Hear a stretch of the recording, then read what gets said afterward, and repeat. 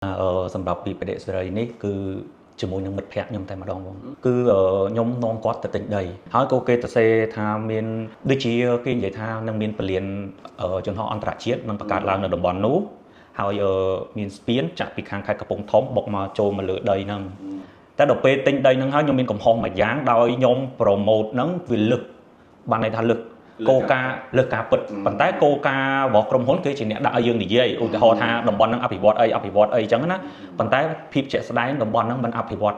ដល់អ្វីដែលខ្ញុំនិយាយទេអញ្ចឹងវាទៅជាមានករណីបំភ្លឺពីការពិតប៉ុន្តែបើថាចិត្តខ្ញុំផ្ទាល់ខ្ញុំអត់ចង់ឲ្យមានបញ្ហាហ្នឹងទៅកាន់មិត្តភ័ក្តិវាមានបញ្ហាល្អកកគ្នាដោយយើងអត់ដឹងខ្លួនអញ្ចឹងណាបងគឺឥឡូវហ្នឹងវារៀងស្ងាត់ជើងដែរនិយាយទៅដោយសារតែទៅពីកូវីដមកដីអត់មានចលនាទាំងអស់បងអារម្មណ៍របស់យើងគិតថាយើងធ្វើខុសទៅកាន់គាត់វារៀងធូរចិត្តខ្លះហើយសង្ឃឹមថាវីដេអូនេះពេលដែលសម្លាញ់បានឃើញគឺខ្ញុំសុំទោសមែនតើដោយសារតែខ្ញុំក៏ជាជនរងគ្រោះហើយសម្លាញ់ក៏រងគ្រោះដោយសារតែខ្ញុំបន្តទៅទៀតអញ្ចឹងណាហើយយើងអត់ចង់ឲ្យមានរឿងហ្នឹងកើតឡើងព្រោះអីការស្រឡាញ់រាប់អានគ្នាកន្លងមកដូចថាយើងចិត្តដិតគ្នាអីអញ្ចឹងណាមិនចង់ឲ្យថាមានរឿងហ្នឹងទៅធ្វើឲ្យយើងលកម្មលកោហើយរបៀបថាละเอียดចិត្តពីពិបាកបាទរឿងគក់ចេដីធ្វើឲ្យលោកសឹមស្រាមភូមិមានវិបដិសារីខ្មាស់លោកគង់រយុទ្ធនិងលោកស្រីអឹមសុគន្ធាដល់សប្តាហ៍ថ្ងៃសម្រាប់បងប្អូនអ្នកដែលគាត់ចង់បានជាប្រភេទ cushion ដែលល្អលាបជួយបិទបាំងស្នាមជាពិសេសគឺផាត់ទៅស្រាវមុខល្អខ្លាំងមែនតើហ្មងខ្ញុំសូមណែនាំជាប្រភេទ cushion 2-in-1 AK7 ជាប្រភេទម្សៅទឹកអ្នកទាំងអស់គ្នាអាចផាត់ជារៀងរាល់ថ្ងៃបានជាពិសេសគឺជួយការពារពន្លឺថ្ងៃបានដល់50 SPF ទៀតអញ្ចឹងសម្រាប់បងប្អូនទាំងអស់គ្នាអ្នកដែលគាត់ទិញជាមួយនឹង cushion 2-in-1 គឺមានទៅដល់2ទិញមួយគឺថែមមួយចានៅខាងក្នុងប្រអប់គឺមានទៅដល់2ហើយប្រអប់តម្លៃត្រឹមតែ$15តែប៉ុណ្ណោះអញ្ចឹងសម្រាប់បងប្អូនអ្នកដែលគាត់ចង់បានជាប្រភេទម្សៅផាត់ទឹកដែលយើងប្រើជំនួសនឹងម្សៅស្អិតម្សៅផាត់បាន complete ណាស់ចូលរើសជាមួយនឹងប្រភេទ cushion 2-in-1 AK7ខ្លាចជារឿងដែលមានវិបដិសារីអស់មួយជីវិតសម្រាប់តារាសម្ដែងលោកសឹមស្រាមភូមិគឺក្រោយពីបង្កាត់កំហុសឆ្គងមួយលើលោកគង់រយុទ្ធនិងលោកស្រីអឹមសុគន្ធាដែលជាមិត្តជិតដិតវិបដិសារីព្រោះតែលោកធ្លាប់បានចេញមុខលក់ដីធ្លីមួយកន្លែងនៅលើទឹកដីនៃខេត្តកំពង់ចាមហើយព្រោះតែការទុកចិត្តពីមិត្តភ័ក្តិលោកគង់រយុទ្ធគឺបានទិញដីនោះប្រមាណ3ហិកតាដោយលោកសឹមស្រាមភូមិបានអះអាងទៅតាមក្រុមហ៊ុនលក់ដីធ្លីនោះថាជាតំបន់ដែលមានសកម្មភាពមមាញឹកនិងមានគម្រោងអភិវឌ្ឍជាច្រើននៅជុំវិញនោះហើយរហូតដល់ពេលនេះគឺស្ងប់ស្ងាត់មិនដោយការលើកឡើង100%នោះទេលោកបានបញ្ចេញសារបន្តខ្លួនឯងនៅលើបណ្ដាញសង្គមមួយនេះហើយពេលនេះលោកបានបញ្ជាក់បន្ថែមលម្អិតពីលើរឿងនេះថាសម្រាប់ពីបដិសេរីនេះគឺជាមួយនឹងមិត្តភ័ក្តិខ្ញុំតែម្ដងបងមិត្តភ័ក្តិរួមសិល្បៈគឺខ្ញុំនាំគាត់ទៅទិញដីមុនពេលកូវីដដល់ពេលនាំគាត់ទៅទិញដីហ្នឹងគឺខ្ញុំធ្វើការឲ្យខាងក្រុមហ៊ុនដីគេនឹងទេហើយក៏គេទៅសេថាមានការអភិវឌ្ឍស្គាល់ដល់ពលតំបន់គេនឹងវាយ៉ាងម៉េច1 2 3អញ្ចឹងណាខ្ញុំក៏ចាប់ផ្ដើមមុនគេគឺតាក់ទងទៅមិត្តភ័ក្តិចិត្តដិតទាំងអស់ដែលរាប់អាននឹងឯងដែលពួកគាត់បាទព្រោះដោយសារពួកគាត់អ្នកណាដែលគាត់ចូលចិត្តទិញដីស្តុកទុកដើម្បីចំណេញអីហ្នឹងយើងតាក់ទងគាត់ទាំងអស់ដល់ពេលនៅក្នុងនោះគឺខ្ញុំណែនាំមិត្តភ័ក្តិនៅក្នុងសិល្បៈរបស់យើងម្នាក់ដែរគឺលោកគង់រយុទ្ធដែលជាមិត្តភ័ក្តិចិត្តដិតរបស់ខ្ញុំបាទហើយនៅពេលដែលគាត់ទិញដីហ្នឹងគឺគាត់ទុកចិត្តខ្ញុំហ្នឹងជាដំបូងមុនគេតែម្ដងមិនបានន័យថាគាត់ចង់បានដីហ្នឹងហ្មងទេព្រោះគាត់ប្រស័យតាក់ទងរាប់អានមកគាត់ដឹងថាយើងនិយាយបែបណាគឺបែបហ្នឹងសច្ចធម៌អញ្ចឹងណាបងតែដល់ពេលទិញដីហ្នឹងហើយខ្ញុំមានកំហុសមួយយ៉ាងដោយខ្ញុំប្រម៉ូទហ្នឹងវាលឹកបានន័យថាលឹកគោលការណ៍លើការពិតប៉ុន្តែគោលការណ៍របស់ក្រុមហ៊ុនគេជាអ្នកដាក់ឲ្យយើងនិយាយឧទាហរណ៍ថាតំបន់ហ្នឹងអភិវឌ្ឍអីអញ្ចឹងណាប៉ុន្តែភាពជាក់ស្ដែងតំបន់ហ្នឹងមិនអភិវឌ្ឍដល់អ្វីដែលខ្ញុំនិយាយទេបានន័យថាអាច50%ទៅ60%អញ្ចឹងវាទៅជាមានករណីបំភ្លឺពីការពិតប៉ុន្តែបើថាចិត្តខ្ញុំផ្ទាល់ខ្ញុំអត់ចង់ឲ្យមានបញ្ហាហ្នឹងទៅកាន់មិត្តភ័ក្តិវាមានបញ្ហាល្អកកគ្នាដោយយើងអត់ដឹងខ្លួនអញ្ចឹងណាបងលោកគង់រយុទ្ធដែលជាស្វាមីរបស់ស្រីអឹមសុគន្ធា បាទមកចា AK7 ការនោះដែលលើកពីការពិតគឺលើកការពិតលើចំណុចទីខ្លះដូចជាគេនិយាយថានឹងមានពលានចំហអន្តរជាតិនឹងបង្កើតឡើងនៅតំបន់នោះហើយមានស្ពានចាក់ពីខាងខេត្តកំពង់ធំបុកមកចូលមកលើដីហ្នឹងហើយក្បែរហ្នឹងមានការអភិវឌ្ឍអីផ្សេងទៀតអញ្ចឹងណាបងប៉ុន្តែនៅក្នុងនោះវាមានខ្លះអត់ខ្លះទំហំដីដូចជា7 ហិកតាបងបាទហើយតំបន់ហ្នឹងគឺឥឡូវហ្នឹងវារៀងស្ងាត់ជើងដែរនិយាយទៅដោយសារតែទៅពីកូវីដមកដីអត់មានចលនាទាំងអស់បងអារម្មណ៍របស់យើងគិតថាយើងធ្វើខុសទៅកាន់គាត់អារម្មណ៍យើងចេះតែនឹកឃើញថាពេលនឹកឃើញគាត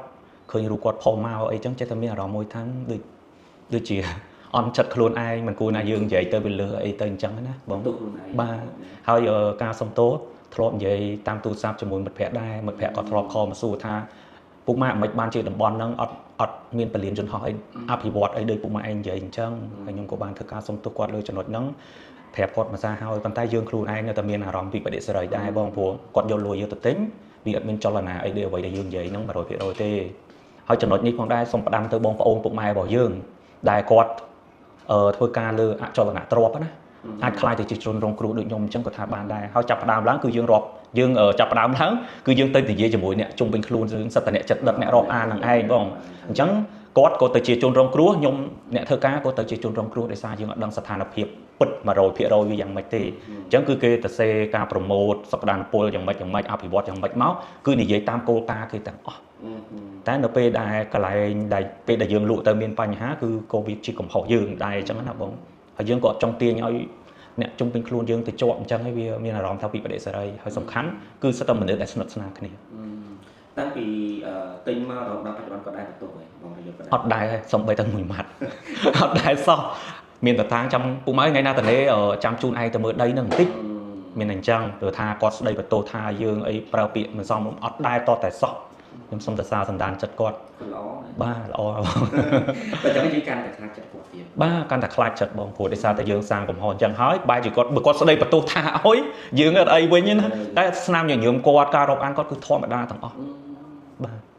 មិនដែរអារម្មណ៍នៅពេលនៅពេលបាននិយាយក្នុងចិត្តជាសាធារណៈវាអាចនៅវារៀងធូរចិត្តខ្លះហើយសង្ឃឹមថាវីដេអូនេះពេលដែលសម្លាញ់បានឃើញគឺខ្ញុំសុំទោសមែនតើដោយសារតែខ្ញុំក៏ជាជនរងគ្រោះហើយសម្លាញ់ក៏រងគ្រោះដោយសារតែខ្ញុំបន្តទៅទៀតអញ្ចឹងណាហើយយើងអត់ចង់ឲ្យមានរឿងហ្នឹងកើតឡើងព្រោះអីការស្រឡាញ់រាប់អានគ្នាកន្លងមកដូចថាយើងចិត្តដិតគ្នាអីអញ្ចឹងណាមិនចង់ឲ្យថាមានរឿងហ្នឹងទៅធ្វើឲ្យយើងលកម្មលកុសហើយរបៀបថាละเอียดចិត្តពីពិបាកបាទនេះសំណាងដែរគាត់ហើយនឹងគ្រួសារគាត់អត់មានបញ្ហាអីដោយសារការទិញដីហ្នឹងតែពេលខ្លះបើសិនជាគាត់ខ្លះដែលមានប្រមូលលុយពីណាពីណីមកអស់ដើម្បីទៅទិញដីអ្នកផ្សេងណាដែលអាចទៅប្រមូលលុយទៅទិញដីនៅពេលដីនឹងមានបញ្ហាដីនឹងគេគាត់អាចនឹងមានបញ្ហាគ្រួសារទៀតវានឹងកាន់តែធ្វើយើងមានវិបត្តិសេរីអញ្ចឹងមានតែអីនៅពេលដែលយើងសម្រេចចិត្តនៅក្នុងការ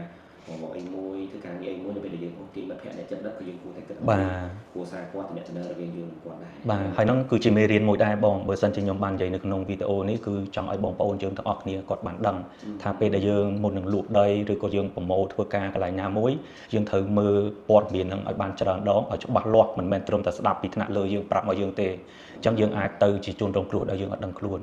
ហើយមួយទៀតក៏សូមទោសដល់លោកស្រីអ៊ុំសុគន្ធាផងដែរតែគាត់ក៏មិនដែលមានពាក្យសម្ដីអីថាឲ្យយើងខឹងយើងច្រឡោតយើងអីទោះបីជាមានរឿងនឹងកើតឡើងក៏ដោយរហូតមកដល់ពេលបច្ចុប្បន្នហើយក៏សូមទោសពួកគាត់ទាំងពីរចិត្តដូចថាយើងនៅតែចង់រក្សាការរាប់អានធម្មតាទាំងអស់ប៉ុន្តែខ្លួនយើងទេខ្លួនខ្ញុំផ្ទាល់នៅខ្មាស់អៀននៅរបៀបថាละเอียดចិត្តពេលរឿងនឹងកើតឡើងមកពួកគាត់ទាំងពីរនាក់គឺជាមនុស្សល្អតាំងពីខ្ញុំស្គាល់មកហ្នឹងជាចុងក្រោយនេះខ្ញុំបាទសឹមសរាមភូមិសូមអរគុណដល់មិត្តភ័ក្តិដែលខ្ញុំតែងតែរាប់អានកន្លងមកដែលគាត់ផ្ដល់អារម្មណ៍ល្អៗឲ្យគ្នាសូមជូនពរមិត្តភ័ក្តិទាំងអស់គ្នាគឺទទួលបាននូវសុខសំណាងល្អជាពិសេសគឺឆ្នាំថ្មីគឺសម្លាញ់រាយុទ្ធនិងលោកស្រីអ៊ុំសុគន្ធាតែម្ដងគឺសូមឲ្យគាត់ទទួលបាននូវភាពជោគជ័យលើអាជីវកម្មរបស់គាត់និងទទួលបានសេចក្តីសុខសុខដុមរមនានៅក្នុងក្រុមគ្រួសារជាពិសេសគឺទទួលបានបុត្រថ្មីនេះគឺសូមឲ្យបុត្ររបស់គាត់នេះជាលាភសំណាងសម្រាប់គ្រួសារគាត់ក្មេងចាស់អ្នកដែលគាត់ចង់បានជាមួយនឹងស្បែកមុខស្អាតជាពិសេសអ្នកដែលគាត់មានបញ្ហាស្បែកមុខមិនថាមុខមុនជាប់អាចរុយរោស្នាមឬក៏អ្នកដែលគាត់ចង់បានស្បែកមុខសមាត់ភ្លឺរលោងបងប្អូនទាំងគ្នាកុំភ្លេចណាចូលរើសជាមួយនឹងឈុតមុខ AK7 មានជាមួយនឹង foam លាបមុខ Organic សេរ៉ូមហាយ៉ានិង collagen night cream សម្រាប់ឈុតនេះគឺជាប្រភេទឈុតព្យាបាលអញ្ចឹងសម្រាប់អ្នកដែលគាត់មានបញ្ហាស្បែកមុខកុំភ្លេចចូលរើសជាមួយនឹងផលិតផលឈុតមុខ AK7 ទាំងអស់គ្នា